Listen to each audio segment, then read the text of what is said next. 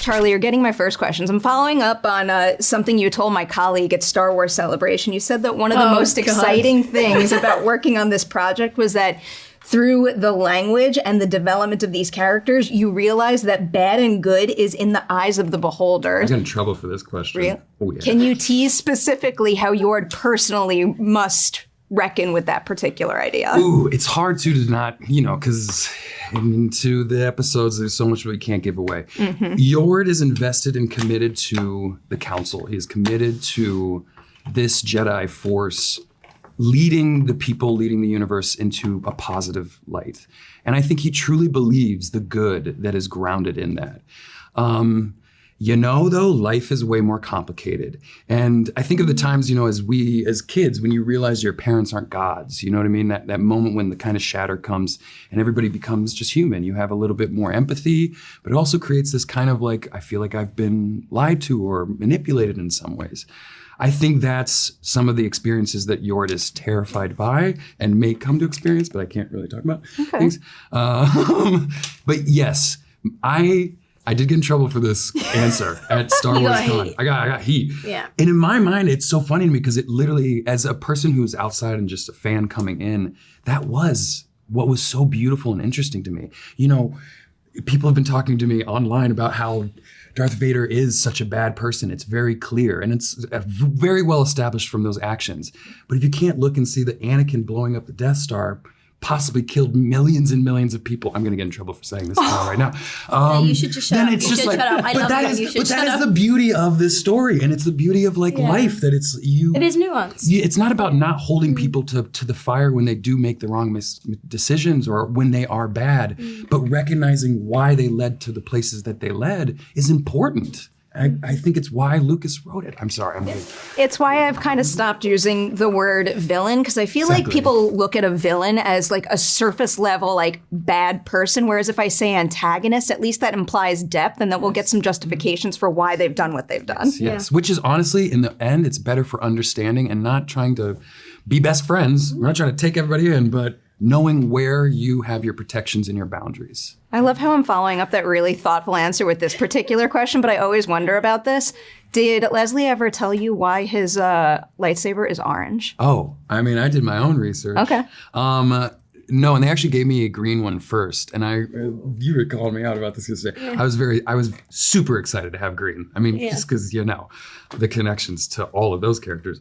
And when they were like, "Well, actually, we're going to switch you out and give you yellow," a tear dropped, and then I did my research and looked in, and I also realized, wait, Rey has a yellow one. She's pretty cool. That's dope. But now I know the dynamics of duality of using the Force and being a good council member. So yellow, I looked and saw orange, but maybe it's just because orange is my favorite color, and if I were a Jedi, I would want an orange one. I don't even know if I saw an orange. I don't know. I feel like you guys are talking about gray. the same color. Probably. Maybe I'm colorblind, and that's what we're really getting at. Are we finding out now? Yeah, I think is that shirt purple? That's right. Yeah. Yeah, and this is red? Yes. Yeah. I'm actually in rainbow attire right now. You would never know. Questions about Jackie now. So one thing I was really curious about, and I don't know if this is something that you spoke to Leslie about, but what does it mean for Jackie to be half human and half Thelan? How does that influence who she is, how she carries herself, and the choices she makes, I guess? Yeah, that's a really good question. We did have a lot of conversations about that.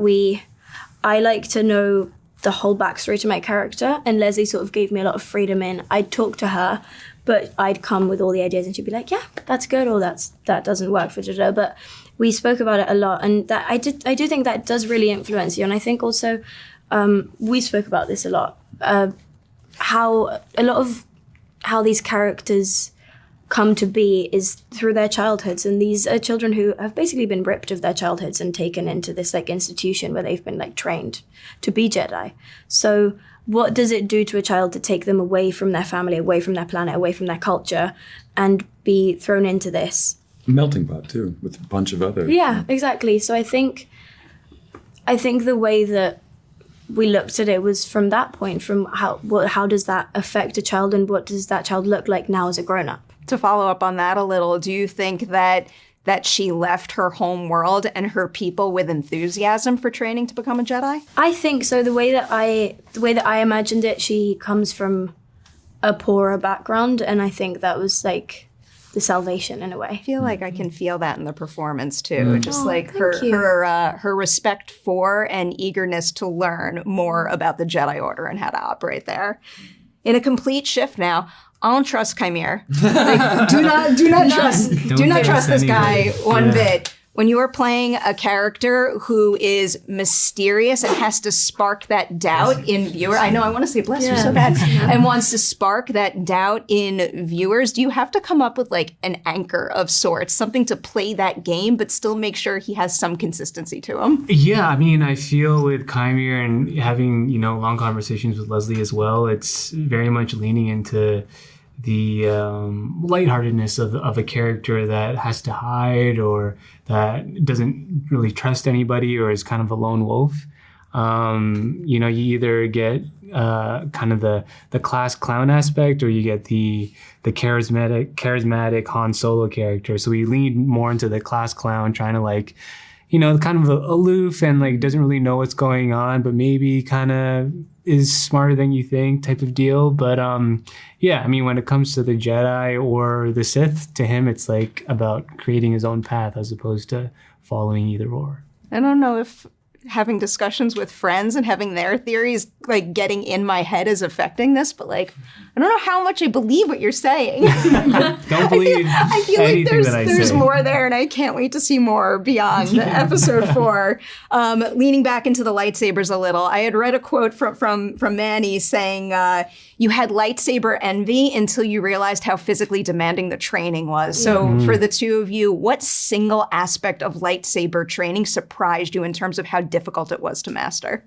The choreography aspect of it. Choreography is difficult. Also, making it look cool. Is the hardest. You made it look cool. But you watch, you watch masters of stunts go and do this before you. You're and they're like, stunt doubles in the corner this. doing it, and you're just like, oh my god, he's gonna be called in, and you're like, I really want to succeed. And you're trying to, we're both very competitive people. We were like, I need to achieve it. Succeed. And that was really difficult. Also, for me personally, I'm a short person, and when we got on set, I kept, this is really embarrassing.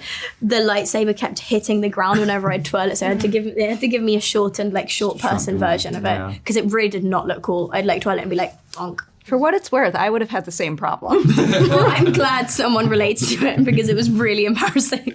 If you could steal one person's lightsaber in this ensemble, who would you choose And why? what color? Ooh, it would be Rebecca's lightsaber. I thought that was the right I think answer. it's pretty obvious. No question about that. I think we all want Rebecca's lightsaber. Yeah. We've only seen like the tiniest snippet of what it's capable of in live action form, but like, my God, that looks so badass. Same. I've watched it on repeat like 15 times. I don't blame you. Just that clip. You and the entire internet. Yeah.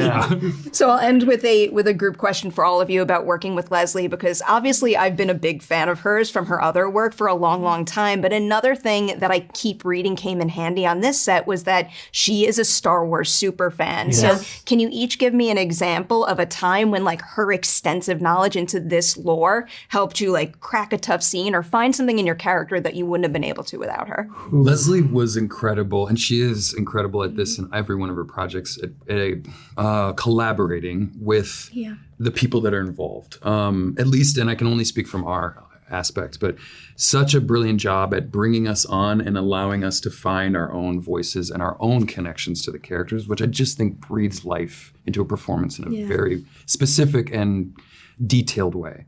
I will say I started going off on like, I'm not even going until half of this, but I started going off onto like the planets that I felt like I could have been from initially. And I picked some really obscure, weird ones just to be like, what's Leslie going to say about this? And like, I'm not going to just be from Alderaan. Let it be known I chose Alderaan eventually. But I laid out like 3 or 4 different planets just to be like, what about this one? This one I read is this. And I was like, isn't it cool? I'm yording it right now in life. And she was just like, oh no, that one doesn't work because of this.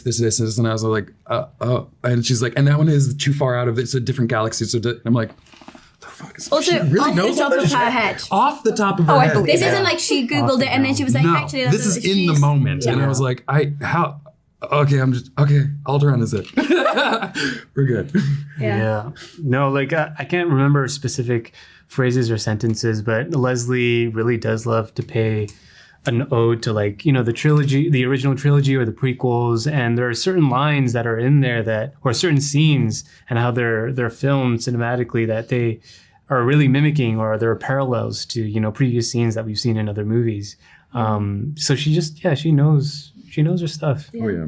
For me, a really sweet detail is that she said to me that her favorite like species of alien was a Thelan, and she wanted to give that to me because when she was a kid, she saw the performer at the cantina, and that was just a real honor that I got to bring her vision to life. I love that. I can feel the enthusiasm from her radiating off the screen in this show, and also from all of you. Seriously, first 4 episodes, spot on. Love it. Thank you so much. Congratulations. Thank you.